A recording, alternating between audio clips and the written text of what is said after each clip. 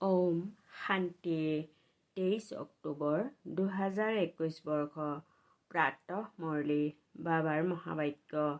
মৰমৰ সন্তানসকল, ৰাৱণৰ মতত কোনো বিকৰ্ম নকৰিবা। পতিতসকলক পাৱন হোৱাৰ মাৰ্গদৰ্শন কৰা। প্ৰশ্ন: জ্ঞান বিচাৰ বুদ্ধি সম্পন্ন সন্তানে কোনটো পুৰুষাৰ্থ কৰি এটা শ্ৰীমতৰ প্ৰতি অৱশ্যেই ধ্যান ৰাখিব?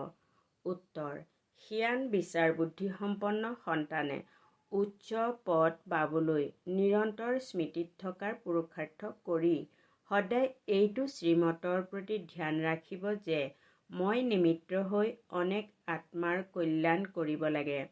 যিয়ে বহুতৰ কল্যাণ কৰে তেওঁৰ কল্যাণ স্ৰোত হৈয়েই যায়।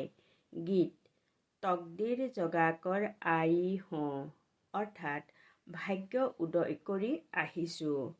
ওম শান্তি।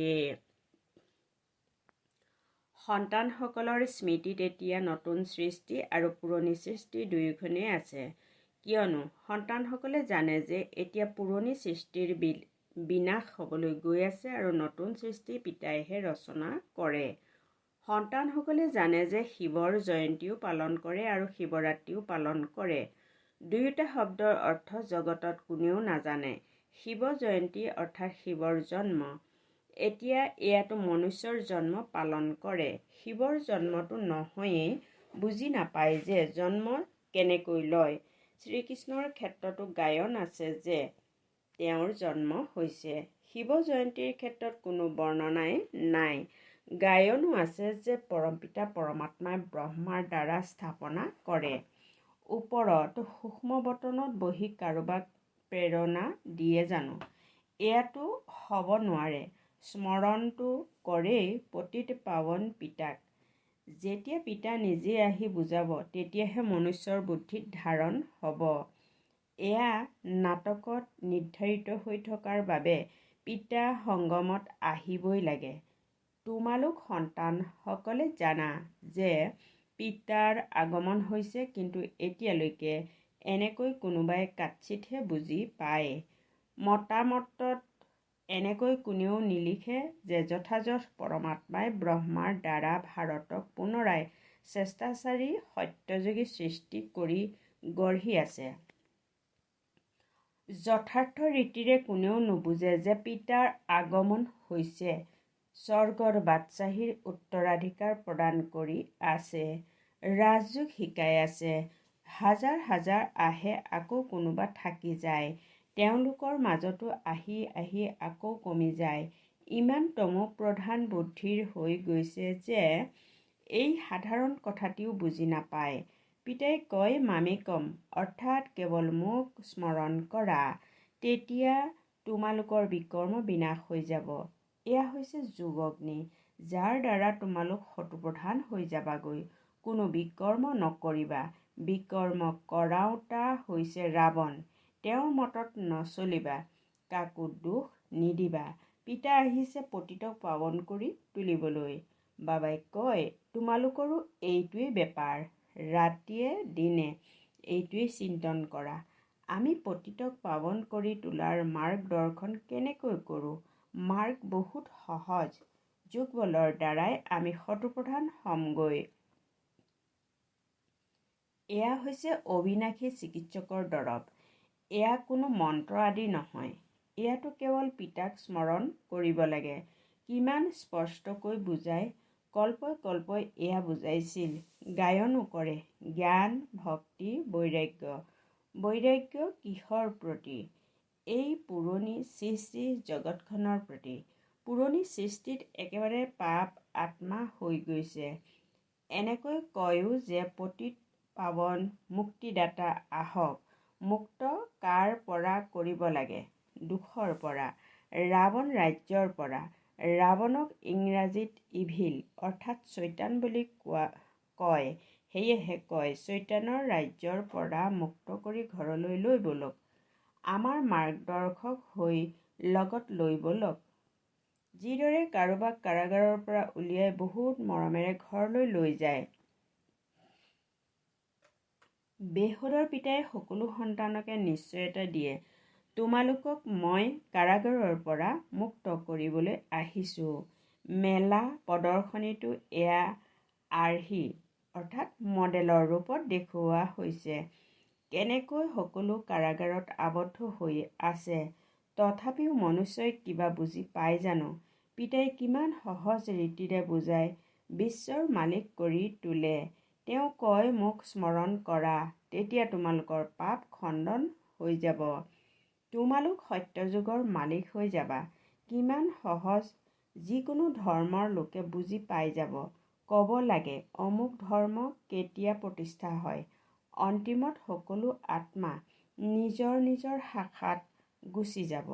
তাৰ পাছত দেৱী দেৱতা ধৰ্ম আৰম্ভ হ'ব। ব্ৰহ্মাৰ দ্বাৰা স্থাপনা এনেকৈ লিখা আছে। ত্ৰিমূৰ্তিৰ চিত্ৰ হৈছে ১ নম্বৰ। ত্ৰিমূৰ্তি আৰু সৃষ্টিচক্ৰ এই দুখন চিত্ৰৰ ওপৰত একেবাৰে স্পষ্টকৈ বুজাব পৰা যায়। এয়াও বুজাইছে এখন হৈছে শান্তিধাম, দ্বিতীয়খন হৈছে সুখধাম আৰু এইখন হ'ল দুখধাম। এইখন দুখধামৰ প্ৰতি বৈৰাগ্য জন্মা উচিত। এতিয়া ভক্তিৰ ৰাতি পুৰা হয়, সত্যযুগ ত্ৰেতাৰ দিন আৰম্ভ হয়। পিতাই কয়, এতিয়া পুৰণি সৃষ্টিৰ নাশ হ'ব, সেইবাবে ইয়াৰ প্ৰতি বৈৰাগ্য জন্মা উচিত। সেয়া হ'ল সদৰ বৈৰাগ্য, এয়া হ'ল বেহুদৰ বৈৰাগ্য। সেই সন্ন্যাসী আদিয়ে কোনো নতুন সৃষ্টি ৰচনা নকৰে। ৰচয়িতা পিতা নহয় জানো? তেওঁক কোৱা হয় স্বৰ্গীয় ঈশ্বৰ পিতা, স্বৰ্গ স্থাপন কৰোঁতা। অন্যতো কোনো নাই। পঢ়া হৈছে সত্যযুগী ৰাজধানী প্ৰাপ্ত কৰিবলৈ। জ্ঞান সাগৰে আহি জ্ঞান দিয়ে। জ্ঞান সাগৰ পতিত পাৱন বুলি তেওঁকহে কোৱা হয়। জ্ঞান কিহৰ? বেৰিষ্টাৰ চিকিৎসকৰ জ্ঞান নেকি? পৰমাত্মাৰ সৃষ্টি আদি মধ্য অন্তৰ জ্ঞান আছে। তাত সকলো জ্ঞান আহি যায়। বেৰিষ্টাৰী, ইঞ্জিনিয়াৰিং আদি সকলোৰে মুখ্য মাখন হৈছে ঈশ্বৰীয় জ্ঞান। সেই লৌকিক জ্ঞান পঢ়া, ইঞ্জিনিয়াৰ আদি হোৱা কোনো ডাঙৰ কথা নহয়। এয়াতো তোমালোকে জানা, সত্যযুগী নতুন সৃষ্টিৰ যি ৰীতি প্ৰথা হ'ব, সেয়াই তাত চলিব। আমি যেনেকৈ কল্প পূৰ্বে মহল আদি নিৰ্মাণ কৰিছিলোঁ, সেয়াই পুনৰাবৃত্তি কৰিম। তাক কোৱাই হয় সত্যযুগ। তাৰ ৰীতি প্ৰথা মনুষ্যই নাজানে। তাত কেনেকৈ হীৰা মুকুতাৰ মহল নিৰ্মাণ হয়, তাৰ কাৰণে গায়নে কৰা হয়। ১৬ কল্যা সম্পূৰ্ণ নিৰ্বিকাৰী। যি ৰীতি প্ৰথা হ'ব, সেই অনুসৰি ৰাজত্ব চলিব। সেয়া নাটকত নিৰ্ধাৰিত হৈ আছে। আত্মাসকলে নিজৰ ভূমিকা পালন কৰিব। ঘৰ কেনেকৈ নিৰ্মাণ কৰিব, কেনেকৈ নিবাস কৰিব, সেয়া সকলো নিৰ্ধাৰিত হৈ আছে। যেনেকৈ এই পুৰণি সৃষ্টি চলে, তেনেকৈ সেই সৃষ্টি চলিব। ইয়াত হৈছে অসুৰ, তাত হৈছে দেৱতা। শাস্ত্ৰবোৰত এই কথাবোৰ একোৱেই নাই।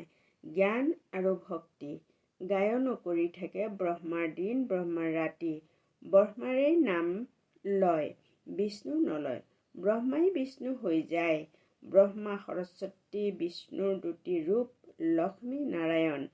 সেইকাৰণে বাবাই বুজাইছে যে লক্ষ্মী নাৰায়ণেই ৮৪ জন্মৰ পাছত এয়া হয়।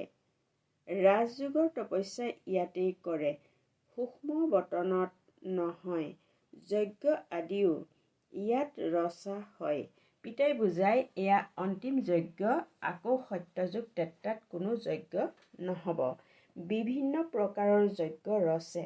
বৰষুণ নহ'লে তেতিয়া যজ্ঞ ৰচিব, কিবা দোষ হ'লে তেতিয়া যজ্ঞ ৰচে। এনেকৈ ভাবে যে যজ্ঞৰ দ্বাৰা দোষ আঁতৰি যাব। এয়াতো হৈছে সকলোতকৈ ডাঙৰ যজ্ঞ, যি জ্ঞান যজ্ঞৰ দ্বাৰা গোটেই সৃষ্টিৰ দোষ আঁতৰি যায়। এয়া হৈছে ৰাজস্ব অশ্বমেধ অবিনাশী জ্ঞান যজ্ঞ। সকলো ইয়াত স্বাহা হৈ অৰ্থাৎ আহুতি যাব। কিমান ভালদৰে বুজোৱা হয়। দিল্লীত মণ্ডপ সাজি অৰ্থাৎ তামি ঘোঁৰা সাজি মেলা কৰিছে, এইটো ভাল কথা। মণ্ডপ সাজিবলৈ জানো সময় লাগে? প্ৰেক্ষাগৃহৰ কাৰণে ইমান হাইৰাণ হ'বলগীয়া হয়। তাতকৈও নিজৰ মণ্ডপ সাজি লোৱা। সৰু সৰু গাঁৱৰ কাৰণে সৰু মণ্ডপো সাজি লোৱা। গাঁও আদিত লাইট নাথাকিলে তেন্তে দিনতো প্ৰদৰ্শনী হ'ব পাৰে। নিজৰে সামগ্ৰী হওক, ভাড়াত কিয় ল'ব লাগে? পিতাই প্ৰদৰ্শনী কমিটিক নিৰ্দেশনা দি আছে।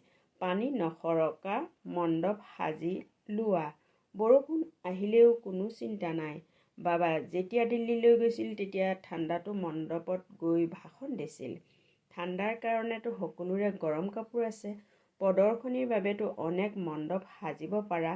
কোনেও যাতে বিঘিনি নানে বাৰু। বীমা কৰি লোৱা। সেৱাটো কৰিবলগীয়া হয় নহয় জানো? বুজাবও লাগে। পিতাৰ পৰা পৰিচয় দিব লাগে। এতিয়াতো আমি পিতাৰ লগত আছো। জ্ঞান সাগৰ। পিতাৰ পৰা আমি জ্ঞান প্ৰাপ্ত কৰি আছো। সত্যযুগত জ্ঞানৰ দৰকাৰ নাথাকে। পিতাই কয়, মই সৎগতিৰ কাৰণে আহিছো, আকৌ ৰাৱণৰ দ্বাৰা দুৰ্গতি হয়। সৎগতি দাতাটো একমাত্ৰ পিতাই হয়। কিমান স্পষ্টকৈ বুজোৱা হয়, কিন্তু নিজে বুজি নাপায়, কেৱল কৈ দিয়ে। এয়া মনুষ্যৰ বাবে বহুত ভাল। বাকী নিজে বুজিব, তাৰ বাবে আহৰি নাই। ডাঙৰ ডাঙৰ ব্যক্তিসকলকো গৈ কিমান বুজায়। কেৱল এইটো বুজা যে পিতাই কেনেকৈ স্বেচ্ছাচাৰী সৃষ্টি স্থাপন কৰে। স্বেচ্ছাচাৰী কৰি তোলাটো পিতাৰ কাম। সেইবাবেতো পিতাক আহ্বান জনাই গায়ন কৰি থাকে, দুখ হৰণ কৰক, সুখ দিয়ক। এইটো বুজি পাই যে পিতা আহিলে তেতিয়া আমি সমৰ্পণ হৈ যাম। শ্ৰীমতত সঠিককৈ চলিম। তথাপিও পিতাৰ শ্ৰীমতত নচলে। মনুষ্যইতো গমেই নাপায় ভগৱান কি বস্তু।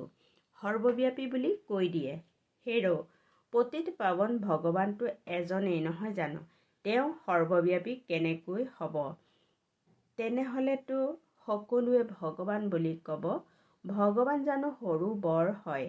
প্ৰদৰ্শনীত এইটো দেখুওৱা হৈছে। কোনোবাই মাংস খায়, কোনোবাই কাজিয়া কৰে। এই সকলোবোৰ ভগৱানে কৰে নেকি? সেই সময়ত মনুষ্য আনন্দিত হৈ গুচি যায়। বাহিৰলৈ গ'ল আৰু য'ৰ কথা ত'তে থাকিল। কেৱল প্ৰজা হয়। ৰজা হ'বৰ কাৰণে কিমান মগজ খটুৱাই, হাত সকলোৱে উঠায় ৰজা হ'বৰ কাৰণে। আকৌ 5-7 দিনৰ পাছত দেখিবা নায়েই। মায়া কিমান শক্তিশালী, তৎক্ষণাত আবদ্ধ কৰি দিয়ে। ৰাজধানী স্থাপন কৰাটো কিমান কঠিন। ধৰ্ম প্ৰতিষ্ঠা কৰাত কঠিনতা নাই। তাত অসুৰে বিঘিনি নানে জানো? বাবাই কৈছে, তাত অসুৰে বিঘিনি আনে জানো? ইয়াত সন্তানসকলে কয়, বিবাহ নকৰোঁ। তেতিয়া পিতাকে কয়, বিবাহটো নিশ্চয় কৰিব লাগিব। বিবাহ অবিহনে সৃষ্টি কেনেকৈ চলিব? হেৰ' বিবাহ নকৰাটো ভাল কথা নহয় জানো? বিবাহ নকৰিলে তেন্তে সন্তানো নহ'ব। জন্ম নিয়ন্ত্ৰণ হৈ যাব। পিতাই বুজায়, এতিয়া যিয়েই কৰিব তেৱেই পাব। আগলৈ গৈ বহুত শীঘ্ৰতাৰে বাবাৰ হৈ যাব। তোমালোক সন্তানসকলে জানা, যেনেকৈ কল্প পূৰ্বে স্থাপনা হৈছিল তেনেকৈয়ে হ'ব। যিটো দিন পাৰ হৈ গ'ল সেয়া কল্প পূৰ্বৰ দৰেই। ৰাতি শুৱে, চিন্তন চলে। আজি গোটেই দিনটো যি পাৰ হৈ গ'ল সেয়া নাটকৰ পৰিকল্পনা অনুসৰি। আকৌ কালিলৈ যি হ'ব সেয়া নাটক অনুসৰি হ'ব। তোমালোকৰ বাহিৰে আন কোনেও গম নাপায় যে এইখন নাটক। তাৰ আদি মধ্য অন্ত কি একোৱেই গম নাপায়। তোমালোকে গম পোৱা। তোমালোকে পুৰুষাৰ্থ কৰা। বাকী সকলোতো ঘোৰ অন্ধকাৰত আছে। যি ভূমিকা চলে সেয়া নাটক অনুসৰি। আজি ইয়াত বহি আছা আৰু কাইলৈ বেমাৰ হৈ যায়, সেয়াও নাটক অনুসৰি ভোগ কৰা বুলি কোৱা হ'ব। কল্পই কল্পই এনেকুৱা হ'ব। নাটক বুদ্ধিত আছে, সেইকাৰণে কোনো দুশ্চিন্তা নহয়। বিঘিনি আহে, কামত পলম হয়। বুজি লয়, কল্পই কল্পই পলম হৈছিল। লক্ষণবোৰ এনেকৈ গম পোৱা যায়। উচ্চ পদ পাবলৈ পুৰুষাৰ্থ বহুত কৰিব লাগে। চাব লাগে যে মই উন্নতি কৰি আছোনে? বাবাৰ সেৱা কৰোঁনে? একে ঠাইতে থিয় হৈ আছোঁ। মই কাৰোবাৰ কল্যাণ কৰোঁনে? বহুতৰ কল্যাণ কৰিলে তেতিয়া মোৰো কল্যাণ হ'ব। পৰীক্ষা যেতিয়া পূৰা হৈ যাব তেতিয়া সকলো গম পাই যাবা যে মই এইটো পদ পাম। কল্পান্তৰৰ বাজি। আকৌ অন্তিমত বহুত অনুতাপ কৰিব যে মই ইমান সময় পুৰুষাৰ্থ কিয় নকৰিলোঁ, বাবাৰ শ্ৰীমতত কিয় নচলিলোঁ। বাবাই কেৱল কয় মনমনা ভৱ, অৰ্থাৎ নিজক আত্মা বুলি বুজি পৰমাত্মাক স্মৰণ কৰা। বছ, কিমান মৰমেৰে কয়, সন্তানসকল মোক স্মৰণ কৰা, আনকো মাৰ্গদৰ্শন কৰাৰ সেৱা কৰা, কিয়নো পুৰুষাৰ্থ কৰি উচ্চ পদ ল'ব নালাগে। তেওঁলোকক কোৱা হ'ব সিয়ান বিচাৰ বুদ্ধি সম্পন্ন সন্তান। পঢ়াওঁতাজনেও বুজি পায় যে এওঁ শ্ৰীমতত নচলে, কাৰো কল্যাণ নকৰে, তেন্তে নিশ্চয় পদো কম পাব। যিমানে অনেকক মাৰ্গদৰ্শন কৰাব সিমানে উচ্চ পদ পাব। নিজৰ কাৰণে সেৱা কৰিব লাগে, যিয়ে কৰিব তেওঁ পাব। গতিকে পুৰুষাৰ্থ কৰিব লাগে যে মই কিয়নো এনেকৈ সেৱা নকৰোঁ। ক'ৰবাত প্ৰদৰ্শনী হ'লে আধা দৰমহা লৈও তালৈ গৈ সেৱা কৰে, কোনোৱেতো পূৰা দৰমহা বাদ দিও সেৱা কৰে। বাবাই কয় সতী সন্তানৰ কাৰণে কিবা লাগে যদি পঠিয়াই দিয়া। শৰীৰ নিৰ্বাহটো 1000 টকাৰেও কৰে, 10 টকাৰেও কৰে, কাৰোবাৰ ওচৰত বহুত ধন থাকিলে তেতিয়া লাখ টকাও খৰচ হয়। বাবাইতো কয় লাগিলে ঘাঁহ কাটা, কেৱল পিতাক স্মৰণ কৰা, তেতিয়া 21 জন্মৰ কাৰণে স্বৰ্গৰ মালিক হৈ যাবা। ভাল বাৰু, অতি মৰমৰ কল্পৰ পাছত পুনৰাই লগ পোৱা সন্তানসকলৰ প্ৰতি মাতা পিতা বাপ-দাদাৰ স্নেহপূৰ্ণ স্মৰণ আৰু সুপ্ৰভাত। আত্মিক পিতাৰ আত্মিক সন্তানসকলক নমস্কাৰ। ধাৰণাৰ বাবে মুখ্য সাৰ নম্বৰ 1। সকলো দুশ্চিন্তাৰ পৰা মুক্ত হ'বলৈ নাটকখনক যথাৰ্থ ৰীতিৰে বুদ্ধিত ৰাখিব লাগে।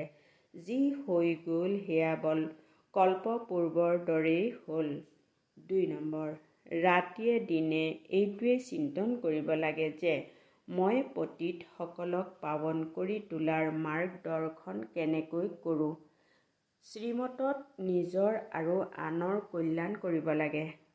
বৰদান, সেৱা আৰু পুৰুষাৰ্থত সফলতা প্ৰাপ্ত কৰোঁতা দ্বৈত মুকুটধাৰী হোৱা। বহলাই এনেদৰে কোৱা হৈছে, সংগম যুগত সদায় নিজক দ্বৈত মুকুটধাৰী বুলি বুজি চলা। এটা লাইটৰ অৰ্থাৎ পবিত্ৰতাৰ মুকুট আৰু আনটো দায়িত্বৰ মুকুট। পবিত্ৰতা আৰু শক্তি, লাইট আৰু মাইটৰ মুকুট ধাৰণ কৰোঁতাসকলৰ দ্বৈত শক্তি সদায় স্থায়ী ৰূপত থাকে। এনেকুৱা দ্বৈত শক্তিধাৰী আত্মাসকল সদায় শক্তিশালী হৈ থাকে। তেওঁলোকৰ সেৱা আৰু পুৰুষাৰ্থত সদায় সফলতা প্ৰাপ্ত হয়। শ্লোগান: দিব্য গুণৰ আধাৰত মন, বচন আৰু কৰ্ম কৰাটোৱেই হৈছে দিব্যতা। ওম শান্তি।